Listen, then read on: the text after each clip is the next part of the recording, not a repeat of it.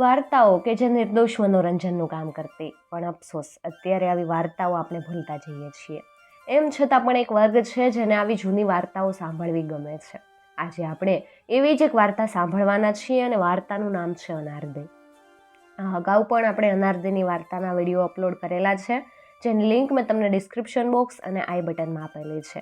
આ વાર્તાનો છેલ્લો ભાગ છે અને આ ભાગ સાંભળો એ પહેલાં અગાઉના ભાગ જરૂરથી સાંભળી લેજો, જેથી તમને વાર્તા સાંભળવાની વધારે મજા આવશે. છેલ્લા વિડીયોમાં આપણે જોયેલું કે કચરો વાળનાર રૂખી છે, એ રૂખીએ અનારદેને કૂવામાં નાખી દીધી અને પોતે અનારદે બનીને બેસી ગઈ. થોડીક વાર થઈ ત્યાર પછી રૂપસિંહ જાગ્યો. એટલી વારમાં બાગબાન ત્યાં પણ આવ્યો. રૂપસિંહ કે, બાગબાન, ભાભી રૂપાંદેને ખબર કરો કે તમારો લાડકો દિયર રૂપસિંહ એમ કેમ પાછો આવી ગયો?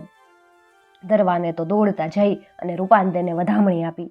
રૂપાંદેએ દરવાનને વધામણીમાં હીરાનો હાર આપી અને રાજી કર્યો. પછી તો વાજતે ગાજતે રૂપાંદે નગરનું મહાજન, શેઠ શાહુકારો, અમીર ઉમરાવો અને પટલિયાઓ બગીચામાં આવ્યા. ત્યાં દરબાર ભરાયો. રાણી રૂપાંદે બોલ્યા, બાળ રાજા, અનારદેને લાવ્યા કે? રૂપસિંહ હસીને બોલ્યો, ભાભીજી, તમારી આગળ મોજૂદ છે. તમે કહેતા હતા ને એ જ અનારદે ને કે બીજી? રૂપાંદેને મનમાં કંઈક શંકા પડી, એટલે તેમણે પડખે પડેલી સ્ત્રીને કીધું, અનારદે, આ દાડમમાં દાખલ થા જોઈ. આ સાંભળીને રૂખી તો ગભરાઈને રડવા લાગી અને રૂપસિંહને કહેવા લાગી, પરણ્યા પછી મારાથી દાડમમાં કેમ જવાય? હું તો અમારા મુલકમાં દાડમમાં દાખલ થઈ શકું, તમારા દેશમાં મારાથી એવું ન થાય. આ તમારા ભાભી ભરી સભા વચ્ચે મને ભૂંડી લગાડે. આ સાંભળીને રૂપસિંહ બોલ્યો, ભાભી, તમને તો કોઈ વાતની કદર જ નથી. મેં કેટલા દુઃખ વેઠીને અનારદે મેળવી અને તમે એની પરીક્ષા કરીને એને ખોટી ઠેરવવા માંગો. રૂપસિંહની આ વાત સાંભળીને રૂપાંદેને ઘણું દુઃખ લાગ્યું. એને કલ્પનાય નહોતી કે રાણી આવતાની સાથે રૂપસિંહ આટલો બધો વહુઘેલો બની જાહે. રૂપાંદે તો હાથમાં પેલું દાડમ લઈ અને ચાલી નીકળી. પોતાના આવાસમાં ગઈ. રૂપસિંહ પોતાના મહેલમાં આવ્યો અને પેલી રૂખીને રાણી બનાવી અને રાજ કરવા લાગ્યો. આ બાજુ બગીચામાં અનારદે જે કૂવામાં પડી ગઈ હતી ત્યાં થોડાક દિવસ પછી કમળનો છોડ ઉગ્યો. આ કમળને સૂરજમુખી જેવડું મોટું ચમત્કારિક ફૂલ આવ્યું. માળી આ ફૂલ જોઈ અને બહુ રાજી થયો. એણે ફૂલ લઈ અને રૂપસિંહને ભેટમાં મોકલ્યું. એણે ફૂલ પોતાની વાલી અનારદેને ભેટ મોકલ્યું. આ ફૂલ કૂવામાંથી નીકળ્યું છે એ વાતની ખબર પડતા જ રૂખી એને બારીમાંથી બહાર ફેંકી દીધું. હવે આ ફૂલ જ્યાં પડેલું ત્યાં ચોમાસાનો વરસાદ વરસતા સુંદર મજાનો એક આંબો ઉગી નીકળ્યો. બીજે વર્ષે તો આંબા ઉપર અલૌકિક કેરીઓ આવી. રૂખીએ બધી કેરીઓ લોકોને વેચી દીધી. આમાંથી એક કેરી સાચી હતી. તે એક વાણિયાના હાથમાં આવી. એની સ્ત્રીને કોઈ સંતાન નહોતું, એટલે વાણિયાએ સંતાનની ઈચ્છાથી આ કેરી વાણિયણને આપી અને વાણિયણે કેરી ખાધી અને પછી તો બરોબર 9મે મહિને ચંદ્રમાના કટકા જેવી રૂપના અંબાર સમી એક દીકરી જન્મી. દીકરી તો દિવસે ન વધે એટલે રાતે વધે અને રાતે ન વધે એટલે દિવસે વધે. આ વાણિયાની આવી અપ્સરા જેવી દીકરીને જોઈને રૂખીને વેમ પડ્યો કે નક્કી પેલી બગીચાવાળી સ્ત્રી પાછી આવી. આથી એક દિવસ રૂખી તૂટલ મૂટલ ખાટલીમાં હૂતી. રૂપસિંહને ખબર પડી એટલે દોડા દોડ એની પાસે ગયો.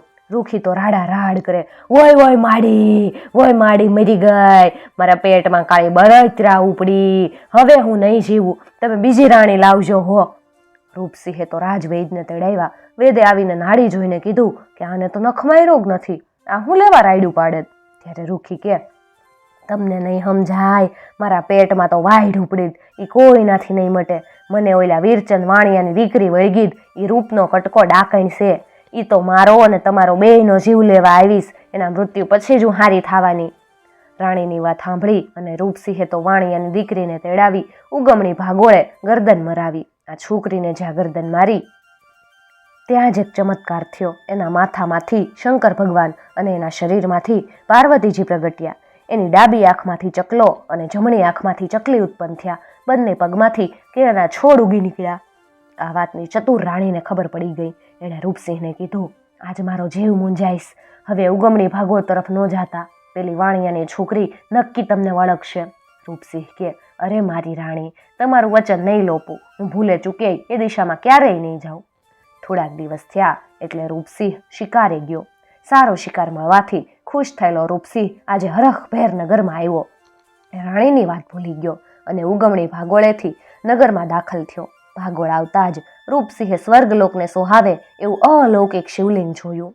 રૂપસિંહ ઘોડેથી ઉતરી દર્શન કરવા ગયો. શિવલિંગ નજીક ગયો તે પડખેના ઝાડ ઉપર ચકલો અને ચકલીને માનવીની બોલીમાં વાતો કરતા સાંભળ્યા. આથી રૂપસિંહને બહુ નવાઈ લાગી.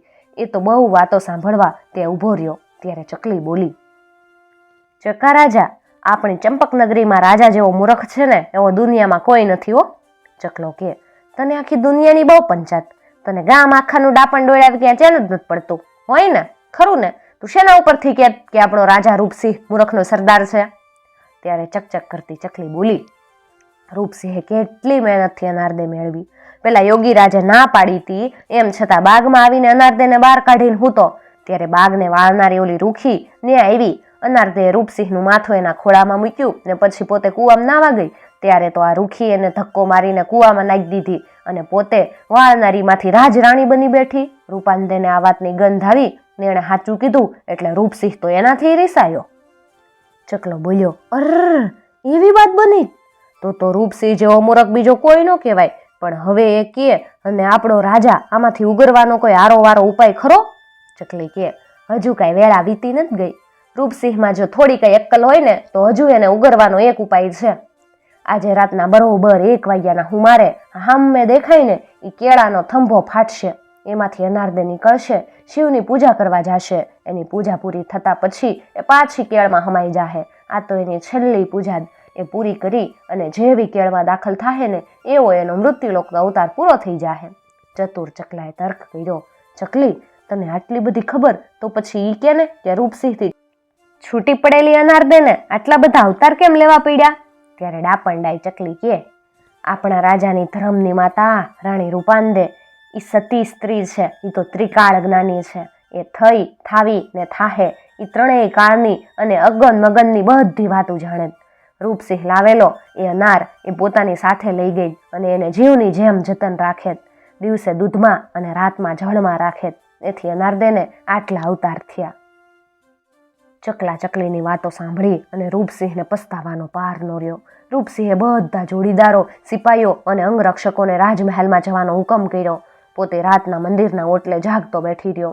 બરાબર મધરાત થઈ ત્યાં તો ફટાક દઈને કેળાનો થંભ ફાટ્યો અને અનારદે હાથમાં પૂજાપાનો થાળ લઈ શિવ પૂજા માટે બહાર નીકળી. ધીમી ડગલા દેતી દેતી મંદિરમાં આવી. શંકર પાર્વતીને ફૂલ ચડાવ્યા. આંખો બંધ કરી પ્રાર્થના કરતી 2 હાથ જોડીને બોલી, હે શંકર દાદા, હે પાર્વતી માતા, મૃત્યુલોકમાં આવીને હું બહુ દુઃખ પામી. હવે મારો અવતાર પૂર્ણ થાય એ માટે કૃપા કરો. એમ પૂજાપાઠ પતાવી અનારદે ફરી અને પાછી વળવા જાય ત્યાં તો રૂપસિંહે ઊભા થઈ અને ધબ દેતો એનો હાથ પકડી લીધો. અનારદે ગુસ્સે થઈને બોલી, કોણ છો? શા માટે મારો હાથ ઝાલો છો? ચલો મૂકો જેઠ મને. વાલી અનાર, તે મને ન ઓળખ્યો? હું રૂપસિંહ. તને મેળવવા માટે તો મેં મારા પ્રાણની પરવા નહોતી કરી. તો પછી આટલા બધા વખત સુધી તમે ક્યાં હતા? અને તમે તો મને દુઃખી કરવા જ મૃત્યુલોકમાં લાવ્યા હતા ને? રાજાજી, હવે મને રજા આપો. મારું કામ પૂરું થયું. તમારા રાજ્યમાંથી મારાથી હવે નહીં રહેવાય. અનારદેની વાત સાંભળી અને રૂપસિંહની આંખમાંથી આહુડા ઠેકી ઠેકીને બહાર પડવા માંડ્યા. રૂપસિંહ કે, વહાલી અનારદે, આજ સુધી મને પેલી બની બેઠેલી અનારે એની પાછળ ગાંડો બનાવી દીધો હતો. હું છતી આંખે આંધળો હતો. આજ ચકલા ચકલીએ મારી આંખ ઉઘાડી નાખી. પેલી જૂઠી અનારને કારણે મેં દેવી તમારા સમ મારા રૂપાંદેનું પણ દિલ દુભાવ્યું. એમ કહેતો રૂપસિંહ અનારદેને લઈ અને શિવાલયમાં આવ્યો. સુખ દુઃખની વિતક કથાઓની વાત કરતા કરતા હવાર પડી. સવારના રાજાના અંગરક્ષકો અને સિપાઈઓ શિવ મંદિરે આવ્યા. રૂપસિંહે પોતાની ભાભીને સંદેશો મોકલ્યો. રૂપાંદે તો આજ હરખના સુરતમાં હમાતી નહોતી. સમાચાર મળતા જ એ તો હાથમાં અનાર લઈને મંદિરે આવી પહોંચી. રૂપસિંહ રૂપાંદેના ચરણોમાં આળોટી પડ્યો ને ભાભીની ક્ષમા માંગી. જોત જોતામાં આ વાત વાયુ વેગે આખા નગરમાં ફેલાઈ ગઈ. નગરના અમીર શેઠિયા, દરબારીઓ, પટલિયા, મહાજન સૌ માણસો ઉમટ્યા. મંદિરમાં તો કીડિયાર ઉભરાણું હોય એ માણસો ક્યાંય હમાતા નથી. ત્યારે રૂપાંદે પેલી અનારદે તરફ દાડમવાળો હાથ લાંબો કરીને કીધું, અનારદે, જો તું ખરેખર સાચી હોય તો આ અનારમાં પેસી જા. અને રૂપાંદેની વાત સાંભળતા જ એના હાથમાંનું દાડમ તહડ દઈને ફાટ્યું. અનારદે એમાં હમાઈ ગઈ અને અનાર બંધ થઈ ગયું. રૂપાંદે તેને પાછી બોલાવતાની સાથે જ અનાર ફાટ્યું અને અનારદે હસતી હસતી બહાર આવી. પછી રૂપાંદેએ આ અનારને ત્યાં દટાવી દીધું. એની ઉપર એક દેરી ચણાવી. નગરજનોએ રૂપસિંહ અને અનારદેનું વાજતે ગાજતે હામૈયું કર્યું. સૌ રાજમહેલમાં આવ્યા. પછી તો પેલી રાણી બનીને મહાલતી રૂખીને માથે ટકો મુંડો કરાવ્યો. અવળે ગધેડે બેહારી ઉગમણી ભાગોળે લઈ ગયા. ત્યાં લઈ જઈ અને જ્યાં પેલી વાણિયાની દીકરીને ગરદન મારી હતી ત્યાં રૂખીને ગરદન મારી.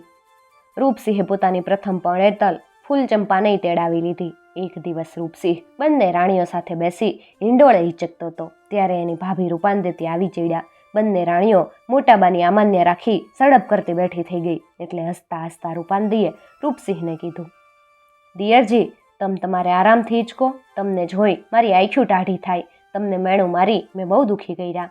ત્યારે રૂપસિંહે ભાભીનું વેણ વાળતા કીધું, ભાભીજી, સારા પ્રતાપ તમારા મેણાના. તમે મેણું ન માર્યું હોત ને તો અનારદે આપણે આંગણે ક્યાંથી આવી હોત. તમે તો મને એક જ રાણી પણ આવત, પણ તમારા મેણાને લઈ મને આ બબ્બે રાણીઓ મળી. મેં દુઃખ ભોગવ્યું તો આજે આપણે સુખનો સૂરજ ઉગ્યો. એટલે ભાભી, રૂડા પ્રતાપ તો તમારા જ છે. રૂપાંદે હસીને બોલ્યા, હવે રાખો દિયરજી, ભાભીને બહુ ફૂલ ચડાવવાનું રહેવા દો. પહેલી રાણીની જેમ પાછું કોઈ તમને ભોળવી દેશે તો ભાભીની કિંમત કોળીની નહીં રહે. અરે ભાભી, ઈ હું બોલ્યા? પહેલાં તો હું રોલ્ડ ગોલ્ડ લઈ આવ્યો હતો, પણ હવે આ બેય અસલ હોનાની લગડીઓ જ. બેય ખાનદાન ઘરમાંથી આવે જ, એટલે તમારી સેવા ચાકરી કરશે. તમે એને રૂપાળા પ્રભુ ભજન કરો, ખાઓ પીઓ ને લીલા લહેર કરો. પછી તો રાણી રૂપાંદે, અનારદે અને ફૂલચંપાએ ખાધું પીધું ને રાજ કર્યું. આમ બે આવ્યા મોર અને વાર્તા કહેશું પોર. મિત્રો, જો તમને આવી વાર્તાઓ સાંભળવી ગમતી હોય તો ચેનલને જરૂરથી સબસ્ક્રાઇબ કરી અને સાથે આપેલું બેલ આઇકોન પ્રેસ કરજો, જેથી આવનાર નવા વિડીયોઝની નોટિફિકેશન સૌથી પહેલાં તમને મળી શકે.